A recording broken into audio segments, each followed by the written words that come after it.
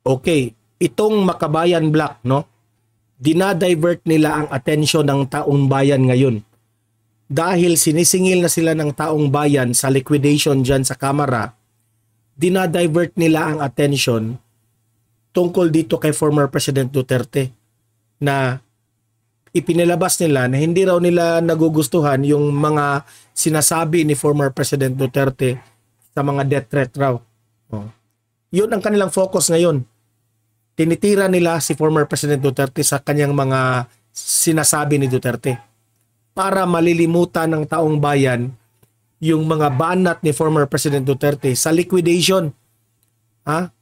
Makabayan Black, Franz Castro, ang taong bayan humihingi ng liquidation.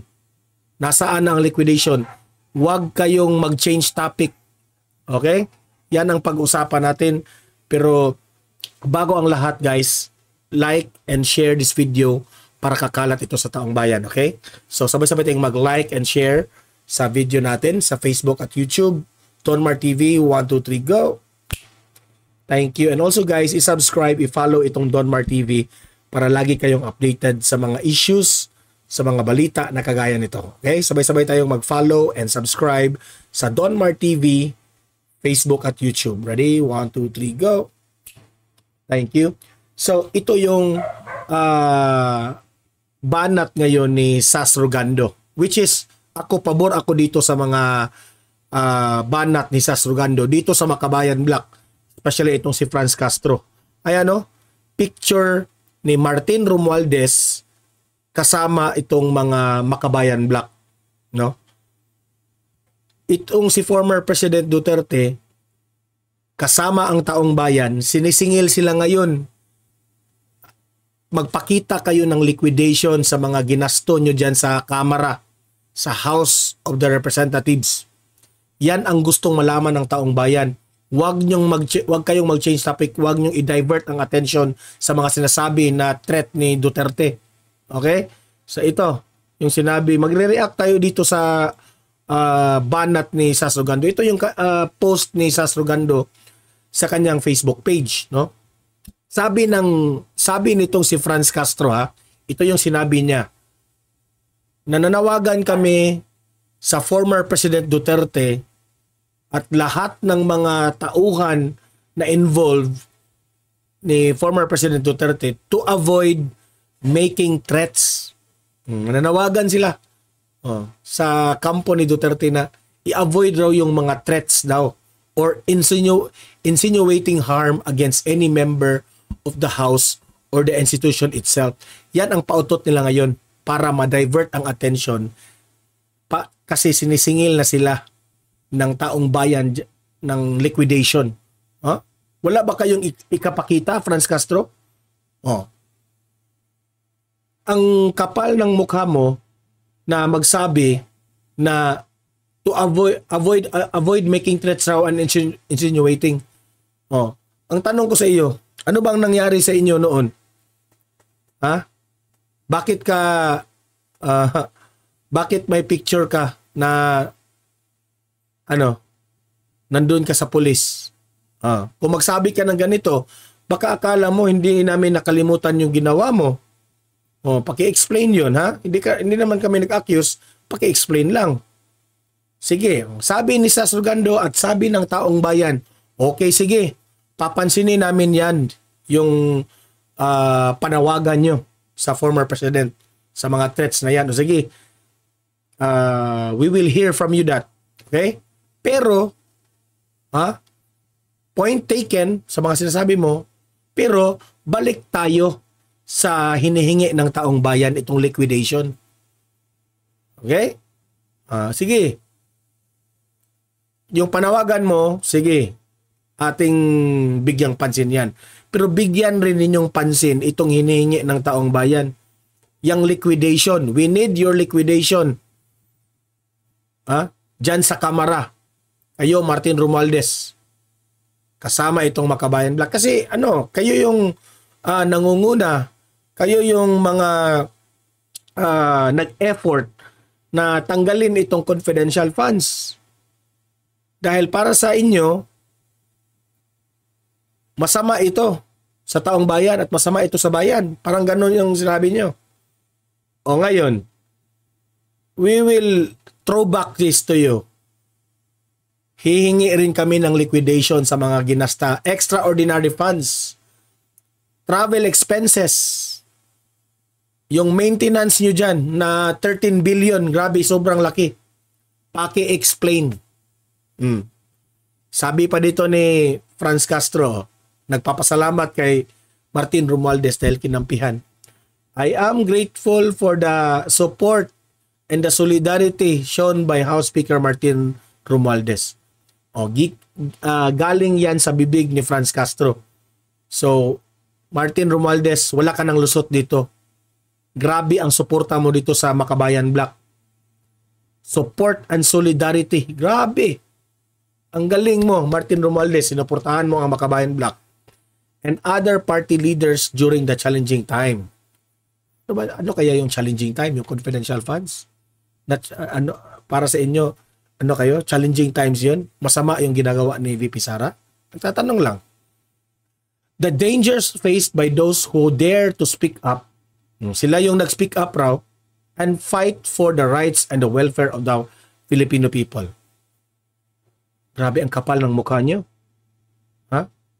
Kayo yung nag-speak up when in fact, para sa amin, ang totoo niyan, ayaw nyo sa confidential funds because mayroong masasagasaan.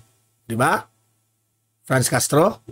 Kaya laki ng pasalamat nyo kay Martin Romualdez na sinuportahan kayo dyan sa isinisulong nyo na tanggalin yung confidential funds ni VP Sara.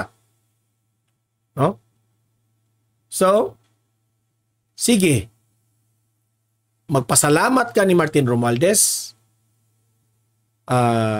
Bigyan nating pansin yung mga threat ni former President Duterte. Sige.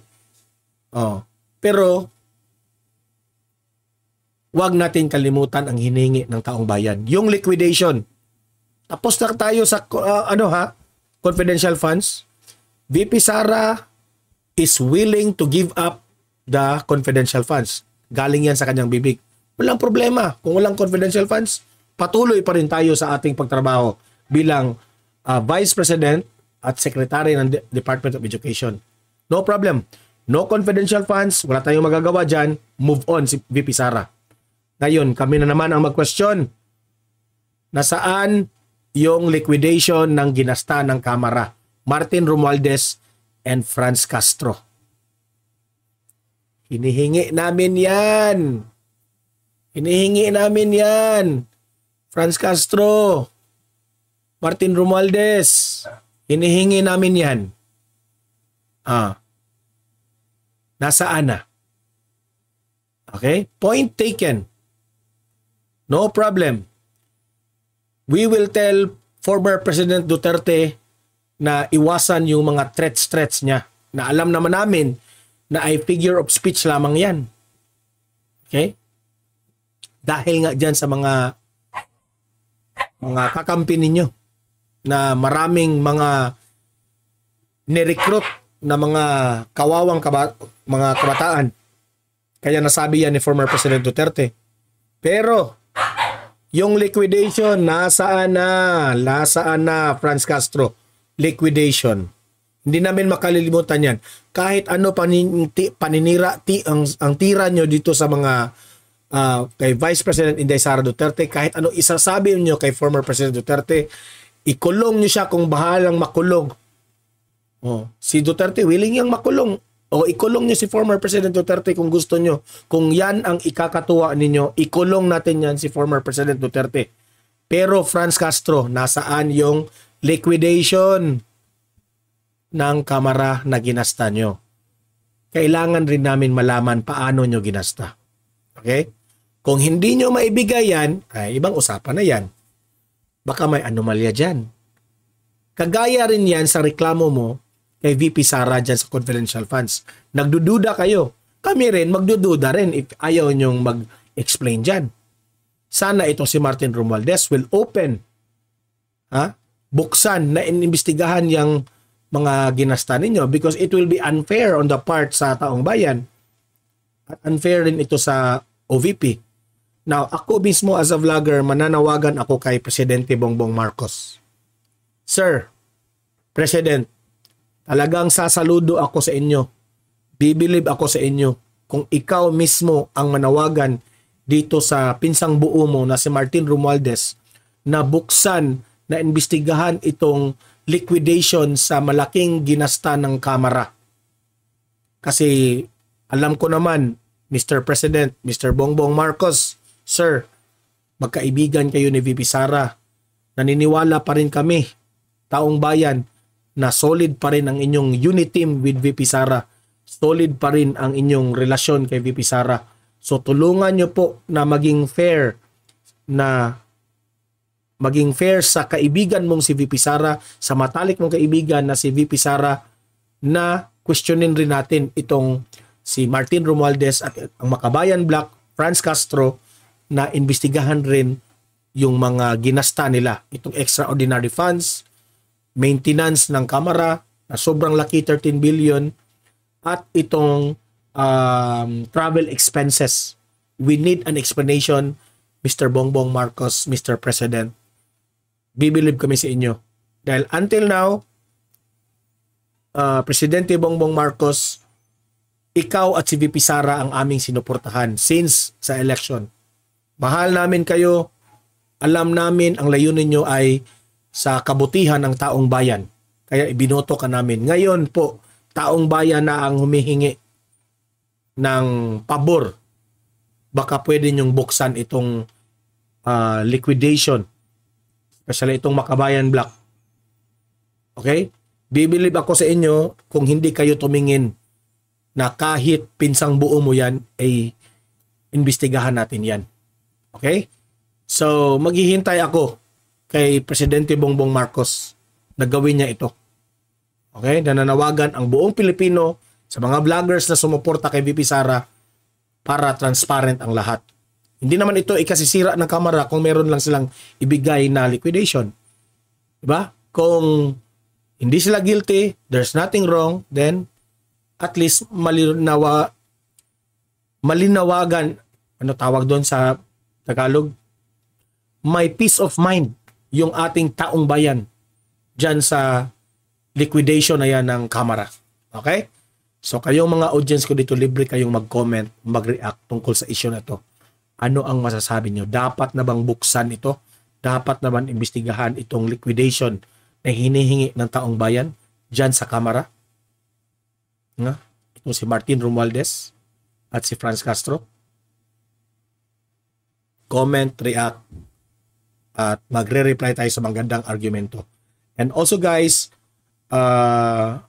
like, share this video para kakalat ito sa taong bayan. I-subscribe, i-follow itong Donmar TV para lagi kayong updated sa mga balita na kagaya nito. Okay? See you in my next video. Have a great day and God bless inyong lahat.